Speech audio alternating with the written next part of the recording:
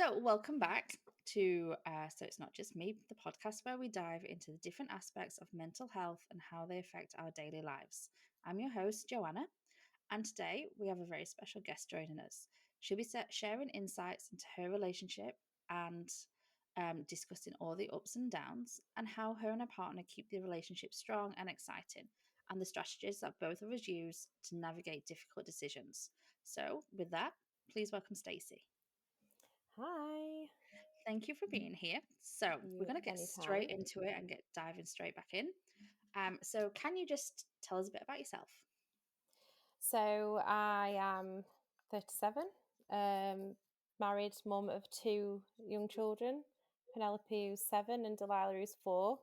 Um, Matthew, my husband, we've been together for 11 years in October, and we've been married for 6 years in August.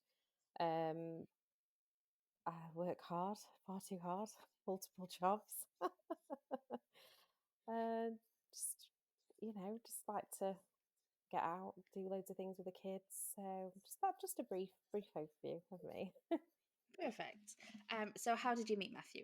Tell us a little bit how that happened and It is a really funny story, to be honest.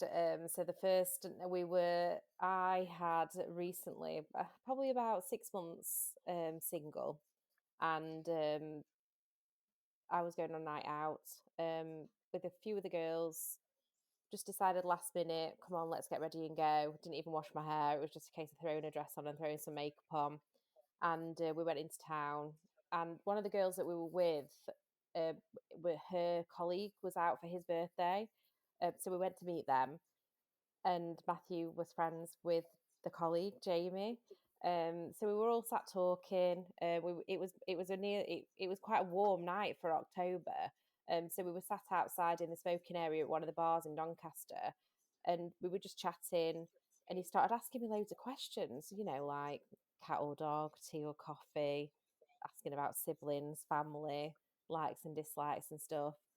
And by the end of this pop quiz that he'd given me, he turned around to me and he went, "Well, I think you're the woman of my dreams, so I better go and buy you a drink." oh, oh So my that's goodness. how we met that night. And it sort of went from there. He took me home to our cousin's house, Tina, in a taxi. We sat up and drank tea, coffee, just chatting away all night. Perfect gentleman. Um, and then it it literally it was just non-stop after that. It felt like it was a bit of a whirlwind. We started going on dates literally that week. He wanted to take me out the following Sunday for Sunday lunch, and then he Okay. rang me in the week and he's like, "Oh, I can't wait till Sunday." So we went out for drinks like on the Thursday night, and I was so nervous. I just got so drunk. I drank loads of wine. I don't know how he still carried on wanting to see me after that. You must have done something right. I must have done something right. So yeah, that was sort of like the start of our relationship, and I suppose that here we are now, nearly 11 years later. Nice. So obviously something went right. That was doesn't matter how much you drink, I guess. If No. it's if it works, it works. So that's really cool. Um, And I don't know if anyone actually really knows how I met Kyle because that's not something really I've discussed too much. I tell obviously friends and family, but not something I've told too many people. So um, Kyle and I was very, very untraditional as such. Like I know a lot of people meet online and things, and ours kind of is like an online meet, I guess, but without using social media or dating sites. So Kyle grew up in Saudi Arabia for like 10 years, well, just less than 10 years. Um, and during that time, he went to school with my friend who also was over in Saudi Arabia, and it's a British school that they went to. So after they went back home, he was preteen then. Um, they kept in touch for a long, long time. And 20 years later, maybe just over, my wonderful friend thought it'd be a great idea to give him my number and say, "Hey, you're going to like my friend, text her." I don't know why she felt she had to wait 20 years. because, you know, I know from the second we started talking, he was the one for me. Um, but after getting my number, it took him a good few days before he plucked up the courage to text me and actually get the right country because he's in America. At the time, I was in England, so it was just going to be a bit of fun texting someone to just to chat to, because it was just as COVID was starting. So we're quite, we're like newlyweds still. We're quite fresh. So it was as COVID was starting, and from the second he texted me, we did not stop texting, calling, video chatting, watching films together online, for the whole of our relationship so far. Well, not whole, obviously, until I moved here. I moved here just over, it's about 3 years ago now. I moved here. Um, it seems like forever ago with the amount of time I miss people, but you know, that's how we met, and we had to develop ways of making our relationship work and keeping it strong, keeping it interesting, and keeping it healthy. So, what kind of things do you and Matthew do to, after 11 years, that's a long time, especially at our age, we're not yet 40. So 11 years of a 40-year lifespan, it's a quarter of your life. Yeah, So absolutely. what do you guys do to keep it strong and healthy and growing? I would honestly say, and this is something that has challenged us over the years. Our marriage has never, it's not been smooth sailing for the entire time, but communicating has been the biggest impactor for us. Making sure that we are open and honest with each other, discussing how we're feeling, rather than bottling up. If there's little things that can be frustrating in any relationship, any marriage, as you'll know yourself, there's little things that will always, give you a get on your last nerve and annoy you. So rather than holding that in, we've just been brutally honest with each other sometimes. What you said to me or what you said in that situation really annoyed me. I'm not gonna lie. I'm annoyed with that. But then rather than sort of saying, well, you shouldn't be annoyed by that, it's something silly, it's something minute, just owning that frustration and saying, yeah, I appreciate that. I'm sorry if that's how it made you feel. Even if there Yes. was no malice or intent there, it's just taking on board each other's feelings, communicating about each other's feelings, and making sure that we're on the same page. And even if we're not quite, I mean, we might be on a different chapter completely. So if we don't talk to each other about it, how do we know that we're miles apart in how that Yes. we're feeling? So communicating is something that Matthew, I think, found a real challenge. I'm an open book, but I think it took him a while to get into that truth and honesty. And I think probably in the last couple of years, that we've actually really sort of got great at it. Being able to just say to each other, this is how I feel. This is how it's making me feel. Your actions are creating this response, or, the situation around us. So, not even just about what's going off between us, but communicating about what's going off outside as well, because there's so many stress factors that pull in from all different areas of your life, and your partner, your husband, your wife, your significant other, they are the ones that you lean on, and they can sometimes become your emotional punch bag, and you don't actually realize that you're doing it. So your Yes. frustrations are taken out on them.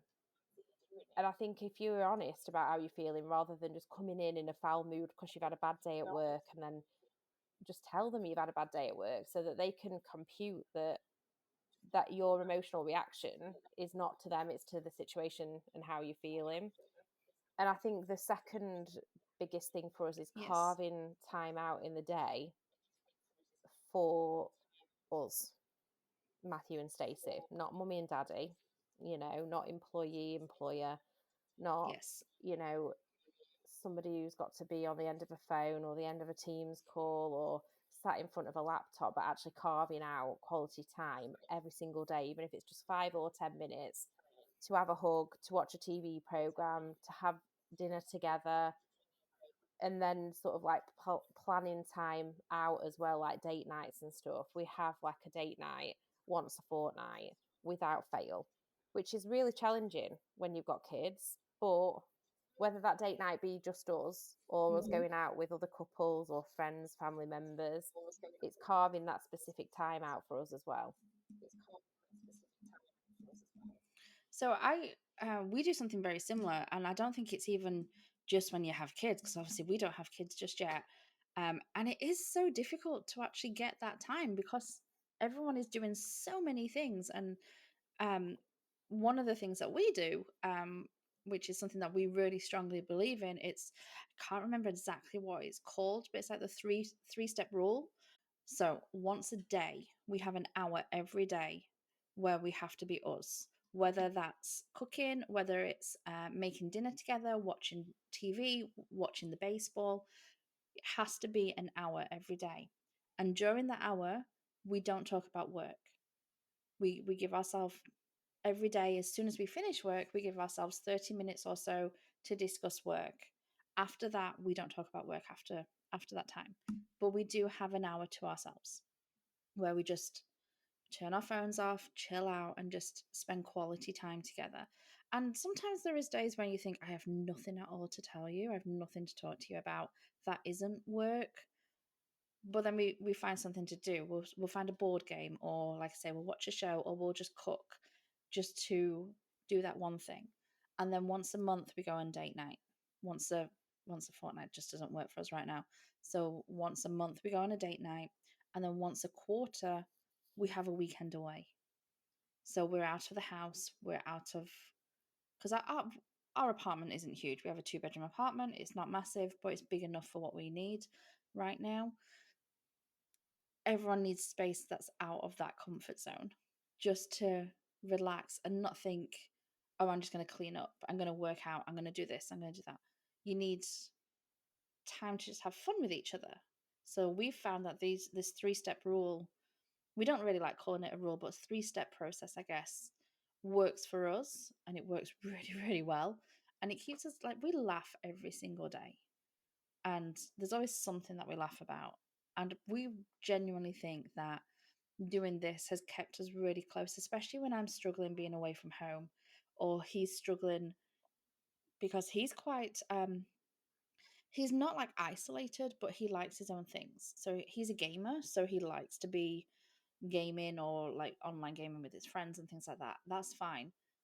I need to go out and do things sometimes. So that's one of the things, like, it's our compromise, and we do new things. It's a new challenge, a new adventure, a new place we go to pretty much all the time, unless we're going to Orlando just for a weekend. So Yeah. that's one of the things that kind of coincides with your weeks, your date nights. Yeah. I So mean, it's just something fun. I'd like to incorporate sort of like the weekends away and stuff. I don't, I suppose it's harder to sort of say, here, have my kids for a full weekend. But I know we've got people that could, so really we could start to implement, like, Yes. like a weekend away, even if it's like once every 6 months. And we literally look at holidays every day. I'm not literally, if I can show you my search history on my phone, it's oh, this holiday. Every link that I send him, oh, look at this really nice place in Barcelona. Um so it's not that we don't think about it. I think it's just it's But you don't really have to go finding. far. So like, Yeah, go ahead. I think it's fine. It's carving that chunk of time out where you're handing all your responsibilities over to somebody else because the kids are so busy on a weekend. So then we're like, oh, do we do a weekday instead? Yes. Should we go away for a night, even if it's just a night? So I think that's something that we I would take away and definitely And look you at. don't have to go anywhere far. You could always just, yeah. You could just always go to like the next town over, or just something so it's out of your, where you're not thinking, oh, when I get up in the morning, I'm going to do the laundry, or I'm going to, clean that, paint that wall, or something stupid that you don't really need to do. But because you're at home, you're thinking about it. That's that's what we found anyway. It made Yeah, me feel because better. It made me feel better yeah, spending money on I'm not surprised. I'm little not trip. surprised it's so hard to separate. I know that, like, on a Sunday morning, we get up and it's sort of like reset the house. Let's tidy up from Saturday. Let's get Yes. everything done and out of the way, the washing, the kids' uniforms, the bags, our work things. Is everything done, organized for Monday? So then we've got that rest of Sunday to sort of like relax and enjoy time as a family or time together. So whereas when you're away, you're just focused on just each other. That the thought process of I Yes. know every Sunday morning we're not just going to get up and go out. We're going to get up and we're going to tidy up and we're going to have breakfast. We're going to organize before we go out. So actually having that thought process of, Yeah. oh, you can just take a breath and not have to do it. It would be really great. Yeah, it's definitely really, really beneficial, in my opinion, anyway. The other thing that we do a lot is we just write down our feelings throughout the day. Um, because sometimes something does upset you and you don't really know why it is. And like you said, you do use your partner as a punching bag a lot. I know that Kyle gets the brunt of my bad moods, and I do feel very sorry for him sometimes when I'm having a bad time, or whether it's work or home, or you know, we all know that I have a full-time job and I'm starting this business as well as going through the fertility treatments. So it's a lot going on for us. And sometimes I forget what's annoyed me. So I know it sounds really silly to write down negative things, but if I write it down, I can deal with it. And then I can talk to him about it and I can explain to him, well, it may be something petty, but here it is. Here's how I need to communicate with you. Will write it down and then we'll talk about it. Don't know if that's something you've ever thought about or considered or anything in the past, or I'm I I'm mean, not I very good used at, and neither's yeah. Kyle. If it happens there and then, we can't just jump in and say, "Hey, wait." We Yeah. we like we're good at like evaluating the situation first and saying, am I exaggerating? Is it me? Is it them? Whatever. I mean, I suppose it goes back to sort of like, teenage diaries, journaling and stuff like that. If you're writing down how you're feeling and expressing Yes. your words on paper, um, I loved writing as a child. It's why I did English literature at A level. It was something that I thrived off. And in all honesty, it's not something that I actually, focus on now and spend time doing, but it's probably a good outlet where you can put your pen to Yes. paper, express your feelings out there rather than, you know, having to express it verbally. Because actually, by the end of the day, you can reflect back on your list and think, well, actually, I was really annoyed about that, but now I'm not, so I can move forward. So rather than having to bring Yes. every little thing to the table, you can sort of reflect on your day, give yourself like 10 minutes to review how you felt throughout the day, where these emotions have come from. And actually, that gives you a clearer mind so that when you walk through that door to your partner, to your family, to your friends, whatever it is that you're doing, you've already removed those barriers, that those possible frustrations that are gonna rear their heads and create a Yeah. conflict that doesn't need to be a conflict. And sometimes you think you're having a really, really bad day, but when you actually write it down and you look at it, you're not. It's a minor inconvenience rather than Mhm. a bad day. And again, knowing that I in the past have let things fester and then come home and took them out on him, it's not fair on either of us. But writing it down. So I do 5 minute journaling 3 times a day. Do it I first thing love in the that. morning, sometime throughout the day while I'm at work, just while I'm on a break, and then in an evening before bed. And you can see by looking at my 5 minute journaling how my day is. Like in the morning, I'm always positive, and at night, I try and be as positive as I can. But that in the middle is where I'm like, I need to get this out now because if I take that home, he's not going to be happy, and neither am I.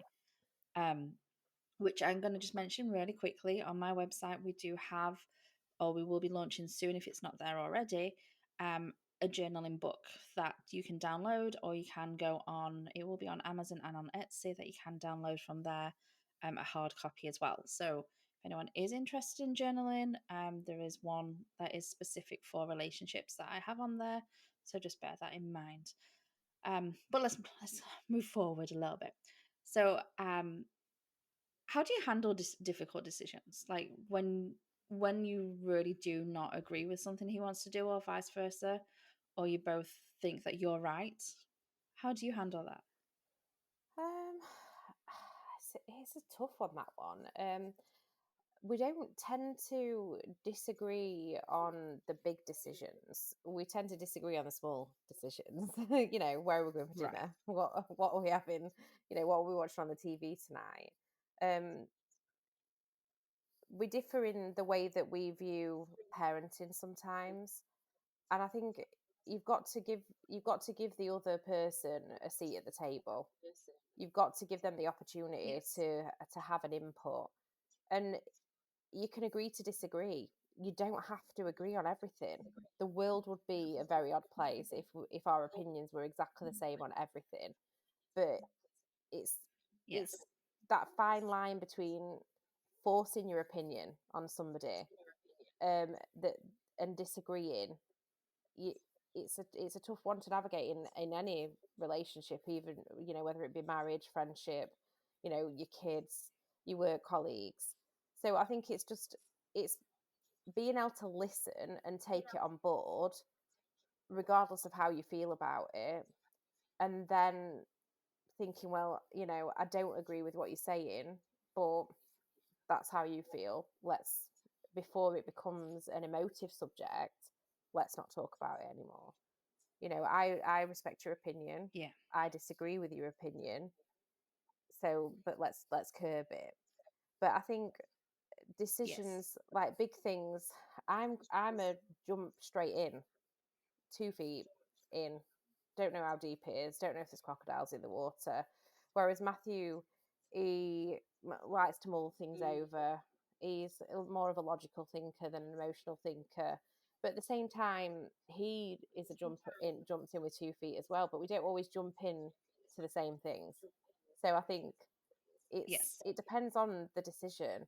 Like when we bought our second house together, his mum had walked past it every day on a dog walk for about 6 months.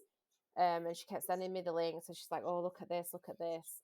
And then I went to view it with her, and I was just like, "Yeah, we're gonna have this house. We're gonna renovate this house." It was like something out of the '70s, stepped straight out of the '70s. Only ever been owned by one couple before us. And I don't think I really gave Matthew much choice in that decision. I think I just sort of like went with this is the house that we're going to move into. This is the work that we're going to do to it.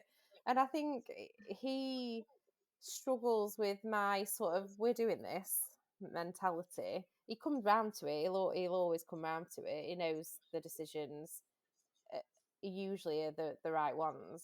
But I think he's just sort of got used to the idea now that I'm just like, yeah, we're doing. This is what we're doing. This is what we're doing now. I think that's something in our family, if I'm honest. So anyone who doesn't know who is listening, Stacey and I are related. We are cousins. Um, and I think that, and we're both the eldest. And I think that we have both been brought up to be really, really strong, especially in relationships, and not rely on anyone else. So when we want to do something, we do it. We put our mind to it, and we do it. Um, and I think that's what a lot of the time people struggle with, because even like within friendships and family groups, like we know what we want, so we do it. And that's probably how our parents brought us up, to be strong, very sorry, I've just, my coffee's gone down the wrong hole and like burnt my mouth. So making me eyes water. So we are very strong people, so getting in a relationship with one of us is quite difficult. So having a long relationship is probably a good thing right now. Um, but yeah, I think that's an us thing for sure. And we just happen to have Yeah, picked people that have to just go along with it. I mean, he is a very strong-willed, stubborn man. Um, so it has Hmm. posed challenges to us over time. But at the same time, it's because we communicate so well around how we're feeling, and I'm not saying we always have. We've definitely got better at it over the years, but the way that we communicate now, it's he understands why I do jump straight in and I make emotional decisions, but yet I can't decide. Literally will look at holidays for 6 months and not book a holiday, or I'll look at the same pair of shoes online Yes. for 6 weeks and then decide not to buy them. Yeah, I'm impulsive in certain areas of our lives, but not in others. So I think it's for him the challenge is deciphering which thing's gonna be the jump straight in and which thing's gonna be the and ah and never make a decision about.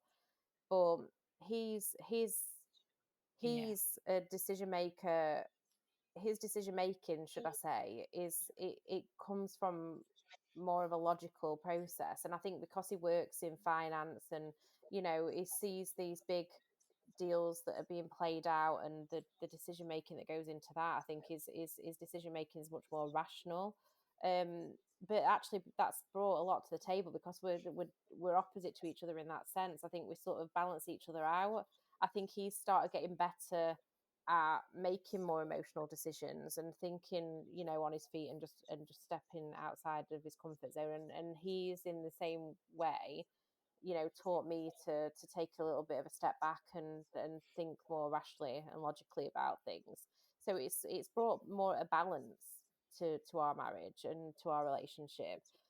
I mean, That's we good. do still disagree on certain things, like, and it's the whole good cop, bad cop with the kids, and which one of us is good cop, which one of us is bad cop today. And he doesn't always agree with the way that I, for example, allow Delilah to do certain things because it gives me a peaceful life. And he's like, "Oh, you're just setting a rod for your back," kind of thing. And I think you're always going to find those aspects of your relationships where you aren't going to agree on every single thing, and that is actually healthy. I think it's very much a pick your battles situation. Like Yeah, I'd agree. if I got cross at everything, or if I Kyle is so stubborn. Like if I tell him something that he doesn't want to do, or ask him to do something he doesn't want to do, he will be stubborn. He'll do it. I've never asked him to do something that's like life threatening or illegal. But if he doesn't want to do it, he'll be stubborn and he'll say, "I don't want to do it." He'll do it eventually. But he is stubborn too, and I think sometimes pick your battles. Like everyone knows I'm a Disney freak or theme park freak. I love going out. I love going to see people. I love going to the beach. The amount of weekends I say, "Hey, let's go to Disney. Hey, let's go to the beach. Hey, let's just, hang out at the theme park for the day." I know if he says, "I really don't want to," leave that battle alone. Even if I Yes. need that serotonin to get some like sunshine in my life and just to get my happy place if I've had a bad time, I know with the tone of his voice, leave that battle. Let's do something else. Pick your battles. I think that's the biggest thing. Yeah. I mean, for Matthew, he likes us to do stuff just me, him, and the kids. He's got this big sort of like, this is really important to him, just me, him, and the kids. But obviously, our family is very, we're all doing this together. Yeah, nothing's ever alone. Like when Yes. you marry one of us, you marry every one of us. I've got two Yes. sisters. I've got nieces, I've got cousins, I've got my nan. Two sets of parents, and it's sort of everything is done together. And I think it was Yes. in my mind, I couldn't see beyond like, why wouldn't he want to spend time with my family? They're great. I couldn't see beyond that. Yes. It's only when we Yes. started to carve out that time for each other and actually thinking about why he wants that small family unit time.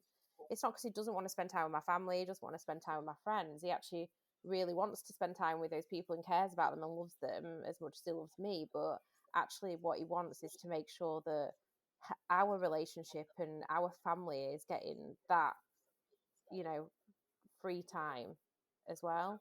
And Yes. I struggled with that, really struggled with that. But now I love it.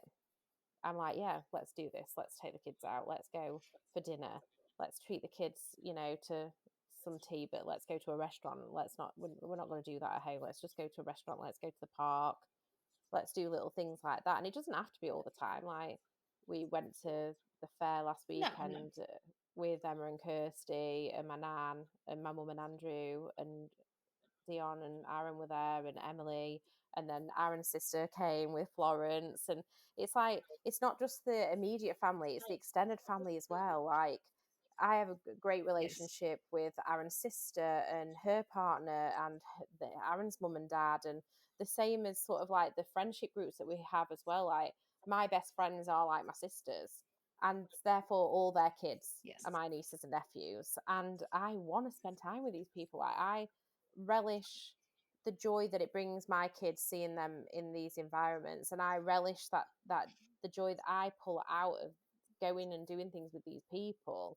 um Whereas Matthew gets the joy from our kids and me, and it's trying to find Yeah. that balance in between where we can do both, and we're not making the other person miserable because we're not cutting that entirely. Again, I I'm think not that's how taking that off we've the been brought table. up. Like, yeah, no, not at all. I think it is how we've been brought up, because we've always been brought up around each other and around a lot of people, and Yeah. that's how it is. So like we're planning a trip right now. We're coming over to Ireland. So we're doing 10 days, 2 weeks in Ireland, and at the minute we're in the process.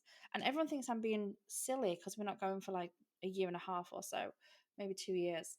But I'm planning it now because there's so many of us that Mm. we have. If we're planning something, we have to do it with lots of time. Kyle doesn't get that. He's like, okay, let's go to this. Let's do this. Let's do this. Why are we planning? Why are we doing? Like we go to Pittsburgh in June for 4 days. I booked it 3 months, 4 months ago, and he's like, "Well, we'll just book it before we go. We'll book a flight the week before." And no, it's there's a group of us. We're doing stuff. You have to plan, and I think Yes. that's another thing where we're kind of like different, but it works. Um, what about like individual interests and things? Like, how do you support each other with those kind of things? I mean, Matthew has always been like big on outdoors, country walks, just getting outside. He likes to go out on his bike. Is he likes his music. I'm more of a, comfy in my own space. Listen, I mean, it the one thing I think that our biggest common interest is music, and he knows that Mm, it feeds my soul. If I come in from work and I am in a terrible mood, that man puts Spotify on, puts whatever playlist he thinks is going to work for me at that moment in time, pours me a glass of wine, and he knows that instantly my mood's going to pick up. And it's like he's his acknowledgement that is something that's really important to me. And I'm not a musician. I don't play an instrument. I like to sing. I like to dance. I like to feed from the music. And he is a big music buff as well. I mean, our interest in music buff is completely different, but he knows that it's what feeds my soul. It's what gives me joy, and in sharing that with the yeah, kids as well, I think it gives me that. Whereas I know he likes bit obscure movies, like the rubbish sort of Dusk Till Dawn. Like, what's that all about? The Goonies. And I've never seen The so Goonies. Everyone raves no, about it, but I've never seen I'd it. never seen the Goonies either. It must be, I don't know what it is. Maybe it's just a whole family thing. I'd never seen the Goonies either. And Matthew was mortified that I'd never seen the Goonies. And it's like, Kyle's the same. I think we did. There is times where I've been like, I don't care how much that interests you. I don't care how much you like that music. I am not going to listen to that. But then there is other times where I'm like, yeah, throw some walking boots on, let's go, come rain or shine. Not as often as we'd like to anymore. I will come and listen to whatever rubbish music it is you want to listen to. Went to see this duo called Showhawk Duo, who do like acoustic trance music, the most random thing ever, and he found it. Okay. So we booked tickets to go. And he sort of like buys into my love of deep house and just being able to sit like I'm sat at Cafe Mambo in Ibiza in my own back garden. um, and musicals, everything musical. Um, Yep. Yep. so I think it's just finding that balance where you share those interests together, but also understand that your interests can be different, and it's sometimes good to actually have interests that are completely separate, Yes. because then he likes to go and have a pint with his friends in the pub, and I'm not a big fan of that. I rather sit and listen to some music and have a glass of wine. Yeah. So yeah, he goes and has a pint with his friends, like maybe once, twice a week, sometimes less, sometimes more. And it's not infringing on that. It's giving each other that space to do that. I'm can wander around Home Bargains for an hour.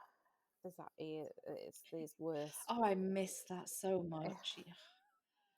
Well, They're I'm going gonna have to shopping. get They're you on going one week, shopping and for we can just washing up talk liquid. about all the Going things I shopping. I miss. know. Yeah. Going Oh, going shopping for do you know washing what I up miss liquid more and than coming out a anything? hundred Just pound walking around lighter. IKEA. Yes, yes. Like the joy of walking around IKEA, knowing that all I'm gonna get is tea light candles at the end of it.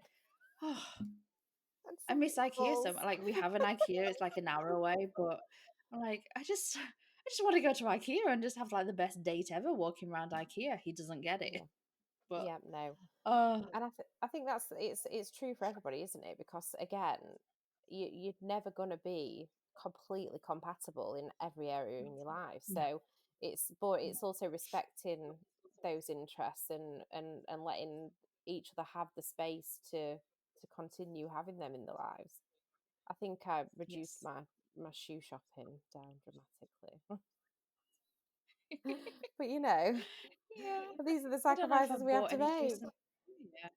Oh, I think I bought one pair of shoes since I moved over, but I That's did an bring a lot of achievement. pair of shoes over with me. I'm going to say that is an achievement for you. I'm very proud of you. Yeah. Yeah. Well, when we came home over Christmas, last year, we came home for a couple of weeks.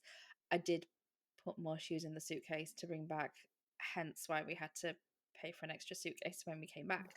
But that's a completely different story that we don't mention to the husband when he can hear. No, So, no. he doesn't need to We'll keep that see that. secret. I also believe very much that there's some things that they don't need to know. I'm not saying keep secrets. I'm not Absolutely. saying keep things away from them that is important, but sometimes they don't need to know absolutely everything. And I'm Absolutely. more than certain that he doesn't tell me everything, but I trust him enough to know that what he's not telling me isn't going to harm my life, and what I'm not No, telling him isn't going to harm his. So no. I think that's important. Trust, respect, um, and I think as well one of the, like the last things I really want to say is that anyone who is arguing with a partner who doesn't always agree or is struggling, conflict is normal. That's what we've kind of said, conflict is normal. And if you're constantly agreeing, it's not right. There's something that one of you isn't doing right. One of you is too trying to please the other. Because that's the biggest thing. Conflict is normal. And I am going to try and wrap up very soon, but I think that there's so much more we could talk about relationships, even just like something that I had on my list but we've not really spoke about is the importance of intimacy and emotional support and things. But I think we might touch on that at a later time, if that's good with you, if you'd like to come back Yeah, and discuss that another absolutely. I'd love time. to. um, the final thing I'd like to ask for now, what advice do you have for other couples who may be struggling, or just in general, any advice you have for couples? In the words of Elsa, let it go. Literally. I would be Have your so own love. nitpicky over the smallest thing. If his pants were on the bathroom floor, I'd be furious. If he didn't put his pots in the dishwasher, Oh, just put them on the side, I'd be furious. The energy that exudes being angry about those small things, when actually you could just pick them up, put it in the dishwasher yourself, and it sort of takes your mindset away from all the great things that they do to feed into your relationship, to fill your cup, and you're just draining it out because you're looking at the smallest things. So that would probably be It's my like biggest piece of self-sabotage. advice. Yeah, absolutely. My Yeah. biggest piece of advice is to let the small things go. Let the small things go, and just listen, but actively listen, because we can be listening, but do we truly hear what the other person's saying? Yes. No, I completely agree with all of that. I think that's see, I'm writing down notes so that I know what I'm going to be discussing later. So I am thinking I'm writing down actively listening. Am I actually actively listening right now? I am, I promise. Um Stacey, thank you for thank you for coming and thank you for sharing. I definitely want to get you back on and discuss more later on. And maybe we could even convince Matthew to come one day and have a chat and see how he feels and see if he can just talk. Maybe he can talk us about financial stuff and help us all become Yeah. financially stable or something. We'll see.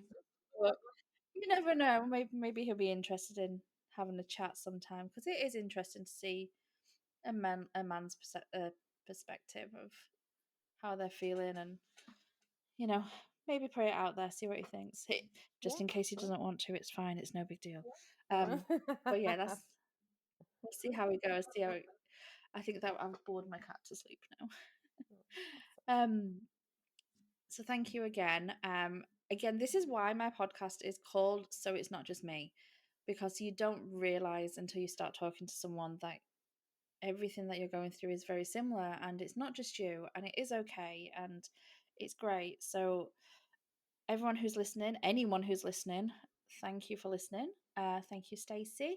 Thank you for sharing everything. It's been an absolute pleasure speaking to you today. And until next time, take care of yourselves.